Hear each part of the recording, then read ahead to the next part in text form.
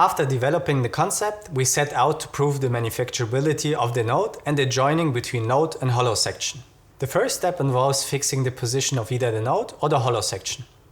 In that case, we position the node and fix it. In the following step, the hollow section is placed onto the node. Both surfaces to be bonded are clean and freed of debris. Depending on the adhesive system, this is sufficient and no additional pretreatment is required. The hollow section is centered by the recess and the node has an end stop for a defined position.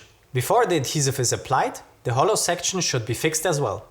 An alternative approach to achieve this would be through the use of spot welds, which can securely attach the node to the hollow section without the need for lengthy welding times or the introduction of excessive heat. After both components are fixed, the adhesive can be applied through the application hole. Depending on the process requirements, 1 and 2 component adhesives are possible.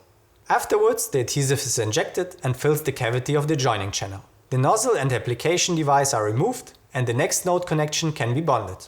In order to ensure the injection of both channel sides, 2 vents are incorporated. So how does that look if you build a whole cap with this method? Here you see a sped up video of the prototype build-up. In the first step, the floor part of the cap is pre-mounted. Then, together with the vertical hollow structures, the roof part is pre-mounted.